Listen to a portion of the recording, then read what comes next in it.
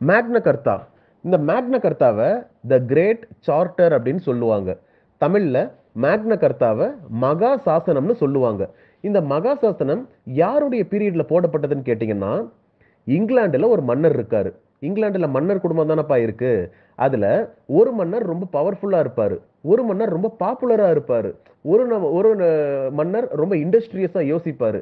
ஆனா இந்த இங்கிலாந்து மன்னர் கிங் ஜான் இவர் என்னன்னா அன்பாப்புலர் கிங். இவருக்கு அகைன்ஸ்டா அங்க இருக்கக்கூடிய செல்வந்தர்கள்லாம் போர்க்கொடி தூக்குறாங்க, ரிபல் பண்றாங்க.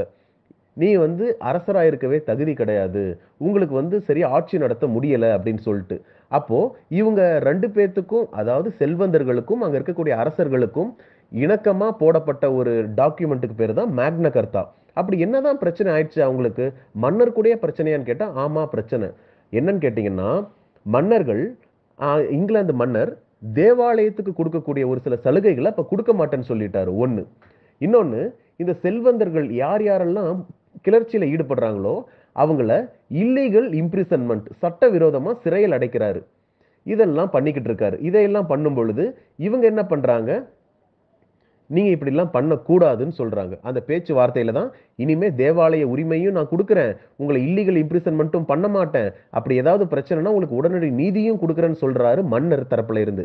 இவங்க தரப்புல இருந்து என்ன சொல்றாங்க, செல்வந்தர் தரப்புல இருந்து, உங்களுக்கு கிடைக்க வேண்டிய பணம், அதாவது வரி பணம் கொடுப்பாங்க இல்லையாப்பா நிலத்தில் இருந்து, இந்த பணத்தை நாங்க உங்களுக்கு கொடுக்குறோம்னு சொல்லி பேச்சுவார்த்தை நடந்துகிட்டு இருக்கும் பொழுதே இந்த மன்னர் செத்து போயிடுறாரு. யாரு? இந்த கிங் ஜான் இறந்துட்டு இவருடைய மகன் மூன்றாம் ஹென்றி, இங்கிலீஷ்ல ஹென்றி 3, இவர் வந்து வர்றாரு.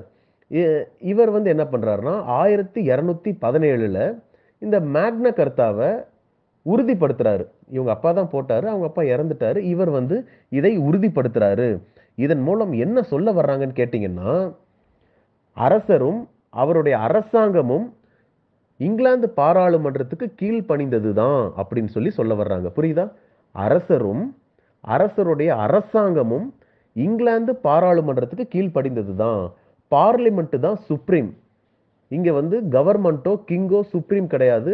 சட்டத்துக்கு கீழே தான் அரசர் கட்டுப்பட்டவர். அந்த சட்டத்தை வகுக்கிறதே பார்லிமெண்ட் தான் சொல்லி சொல்றாங்க. இதுக்கு பேர் தான் மேக்னா கர்த்தா 1215.